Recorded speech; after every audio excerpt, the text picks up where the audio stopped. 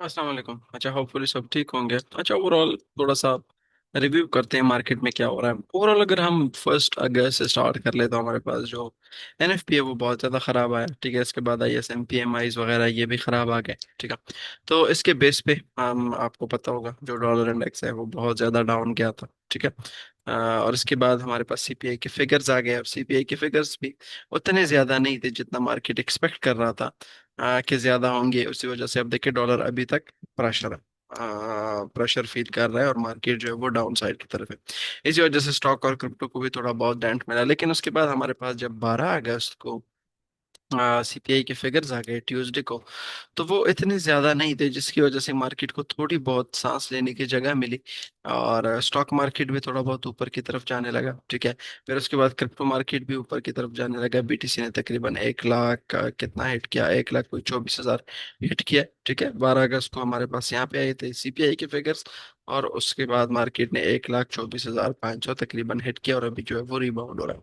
सब अब इसके मुताबिक as per NFP as per CPI इसके मुताबिक क्या होना चाहिए, क्या डायरेक्शन होनी चाहिए, इसके मुताबिक डॉलर को नीचे जाना चाहिए। ठीक है, क्योंकि जो सीपीआई के फिगर्स है वो भी उतने ज्यादा नहीं आए, एनएफपी भी खराब आया है।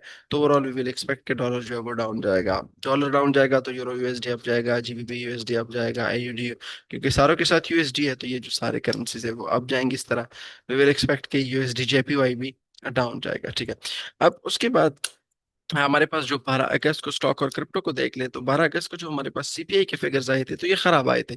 तो इस हिसाब से भी डॉलर को डाउन जाना चाहिए और स्टॉक को ऊपर जाना चाहिए। ठीक है, और क्रिप्टो को भी ऊपर जाना चाहिए। ठीक है, और ओवरऑल अगर हम देख ले तो 12 अगस्त के बाद जो क्रिप्टो मार्केट है 12 अगस्त को हमारे पास यहाँ पे आ गई थी सीपीआई के फिगर्स, तो बीटीसी भी ऊपर गया।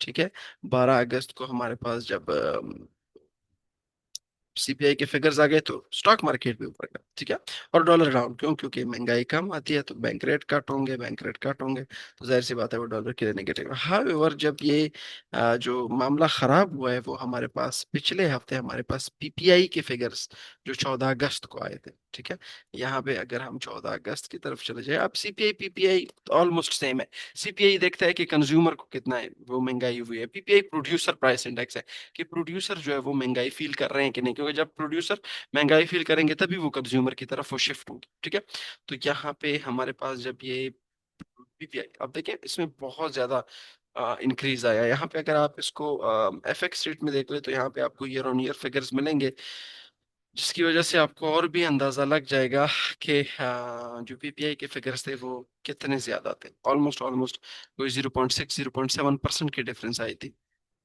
पीपीआई में। ठीक है, तो 14 अगस्त में अगर नीचे आ जाए, आप देखें 0.2 से 0.9 जो कि बहुत ज्यादा है, 2.5 से 3.3 बहुत ज्यादा है, 0.2 से 0.9 बहुत ज्यादा है, 2.9 से 3.7 बहुत ज्यादा है।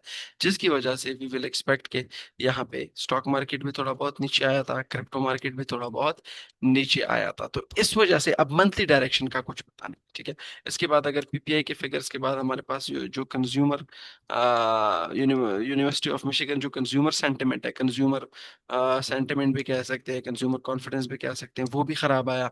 और इसमें जो ये हमारे पास अगस्त 15 को आया था। ठीक है, कंफ्यूज होने की जरूरत नहीं है, कंज्यूमर कॉन्फिडेंस कंज्यूमर सेंटिमेंट एक ही चीज है, लेवल 3 डाटा। ठीक है, यहाँ पे अगर आप देखें, यहाँ पे university of Michigan 1 year consumer inflation expectation 4.9% पे जंप कर गए हैं। ठीक है, यानी एक्सपेक्टेशन ये है कि एक साल में कंज्यूमर जो इन्फ्लेशन होंगे वो 4.9 तक जाएंगे, हालांकि जो स्टेबल है वो 2% है। 5 ईयर इन्फ्लेशन एक्सपेक्टेशन 3.9% पे स्टैंड कर रहे हैं, तो इसका मतलब है ये बहुत ज्यादा खराब फिगर है। तो इसकी वजह से अब हम कुछ नहीं कह सकते कि ओवरऑल मंथली डायरेक्शन क्या है, क्योंकि हमारे पास अगर देख रहे सीपीआई एनएफपी वो हमें कुछ बता रहा है और पीपीआई हमें कुछ बता रहा है। पीपीआई ज्यादा इंपॉर्टेंट नहीं है पीपीआई, लेकिन जितना ये ज्यादा आया ना ये एक अलार्मिंग सिचुएशन है कि यार 0.2 से 0.9, 2.5 से ऑलमोस्ट 3% से भी ऊपर, इसी तरह 2.9 से 3.7, 0.8% की डिफरेंस है। यहाँ पे आप देख ले 0.8% की डिफरेंस है जो कि बहुत ज्यादा है। तो इसी वजह से जो मार्केट है वो बिल्कुल रेंज बाउंड है, कुछ खास डायरेक्शन उसको नहीं मिल रही, प्योर वो डायरेक्शन हमें क्लियर नहीं है कि मार्केट ने कहाँ जाना है कहाँ नहीं जाना।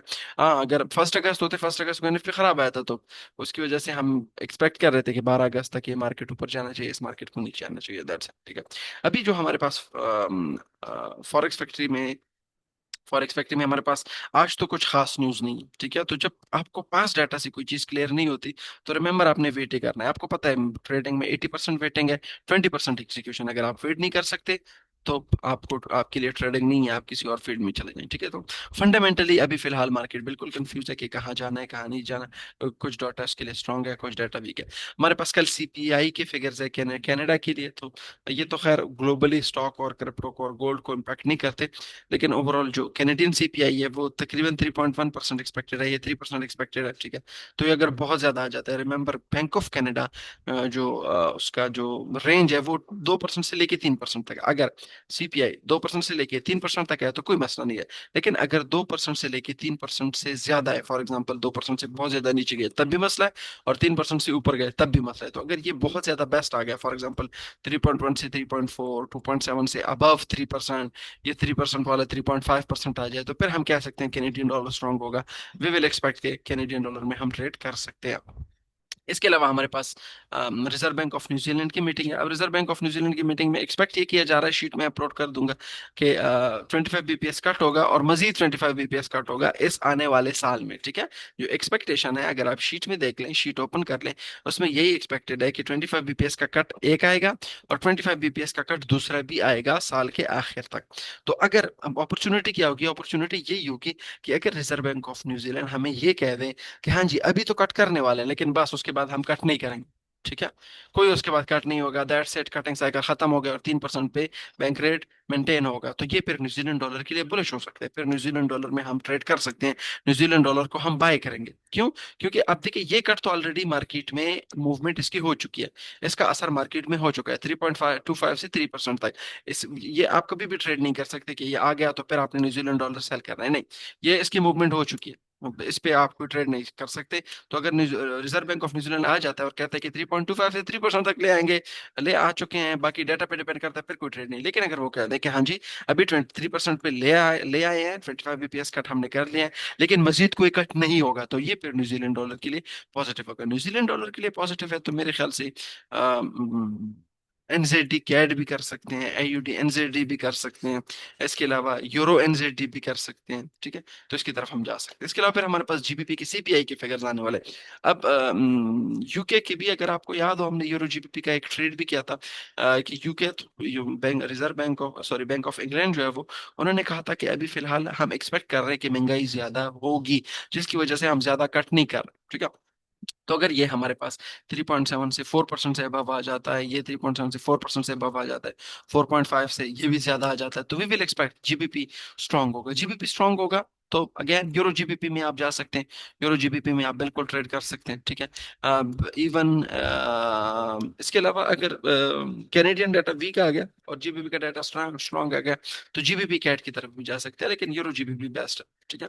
यूरो जीबीपी की तरफ हम जा सकते हैं। हाँ, अगर ये डाटा वीक आ गया, ठीक है, जीबीपी के जो सीपीआई फिगर है वो वीक आ गया, से फॉर 3.4%, ठीक है, 3.7 से ये 3.4%, तो फिर हम कहेंगे जीबीपी डाउन जाएगा। जीबीपी डाउन जाएगा तो ओवरऑल मेरे ख्याल से जीबीपी यूएसडी भी आपके लिए एक अच्छा ऑप्शन है। जीबीपी यूएसडी में एक शॉर्ट टर्म स्कैल्प कर सकते हैं, क्योंकि यूएसडी ऑलरेडी वीक है, ठीक है, because of NFP, because of CPI, ठीक है, यूएसडी वीक है। तो जीबीपी यूएसडी डाउन जाएगा, लेकिन आपने शॉर्ट टर्म स्कैल्प मारना है, ज्यादातर नहीं मार कर सकते, क्योंकि यूएसडी ऑलरेडी जो है वो वीक है, ठीक है। फिर उसके बाद हमारे पास एफओएमसी की मीटिंग मिनट्स है, ये तो कुछ खास नहीं होंगे। फिर उसके बाद हमारे पास flash manufacturing PMI US, Europe के लिए, फिर इसके अलावा यूके के लिए, फिर इसके अलावा यूएस के लिए भी आएंगे, ठीक है। तो अगर इमेजिन करें, अगर सीपीआई के फिगर्स बेस्ट आते हैं, ठीक है, सीपीआई के फिगर्स बेस्ट आते हैं जीबीपी के लिए, ठीक है, और उसके बाद यूरोपियन फिगर खराब आते हैं, तो that will be the best opportunity for euro GBP, ठीक है।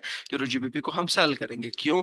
एक, हमारे पास जीबीपी की सीपीआई फिगर ज्यादा है, जिसकी वजह से जीबीपी स्ट्रांग होगा, यूरो वीक होगा, और उसके बाद हमारे पास ये यूरोपियन जो फ्लैश पीएमआई, सर्विसेज पीएमआई, ये भी खराब आ जाते हैं, तो ये बेस्ट अपॉर्चुनिटी होगी यूरो जीबीपी के लिए। मजीद हम एक्सपेक्ट करेंगे कि यूरो जीबीपी डाउन जाएगा। फिर उसके बाद हमारे पास Philippine manufacturing index, unemployment claims, और flash manufacturing PMI, flash service, ये शॉर्ट टर्म इम्पैक्ट करेंगे, क्योंकि ज्यादातर जो फोकस होगा वो जैक्सन होल सिंपोजियम पे होगा कि उसमें फेडरल रिजर्व क्या कहता है, कि आया जो एनएफपी के फिगर्स खराब आए हैं, रिविजन्स खराब आए हैं, सीपीआई फिगर्स आए, उसके मुताबिक मार्केट तो एक्सपेक्ट कर रहा है कि कट होगा। लेकिन बाकी अगर फेडरल रिजर्व भी कहता है, federal reserve fed fed share भी कहता है कि बिल्कुल जो लेबर मार्केट है वो बहुत ज्यादा खराब आया है। 1 अगस्त को जो रिपोर्ट आया था, 1 अगस्त को जो रिवीजन आई है उसके मुताबिक बहुत ज्यादा खराब है। और हम हमारा जो दूसरा मैंडेट है सीपीआई के साथ साथ जॉब्स भी है, तो उसके हिसाब से हम बैंक रेट को कट करेंगे। तो फिर ये स्टिल डॉलर के लिए नेगेटिव होगा, डॉलर डाउन जाएगा। अगर फेड शेयर निकाल नहीं, फिलहाल ये एक ही महीने की रिपोर्ट है, इस पे हम बिल्कुल भी रिलाई नहीं कर रहे। ये सिर्फ एक ही रिपोर्ट है। अगर मजीद जो सितंबर का डाटा है वो भी खराब आता है, जो आने वाला डाटा है बिफोर फेड मीटिंग, तो उसके हिसाब से हम कट करेंगे। तभी उस पे डिपेंडेंट है, उसके हिसाब से हम देखेंगे कि क्या हमें सितंबर में कट करना चाहिए या नहीं करना चाहिए। तो ये फिर डॉलर के लिए पॉजिटिव है। क्यों? क्योंकि मार्केट डॉलर क्या एक्सपेक्ट कर रहा है, मार्केट में तो एक्सपेक्ट किया जा रहा है कि सितंबर का जो कट है वो बिल्कुल कंफर्म है।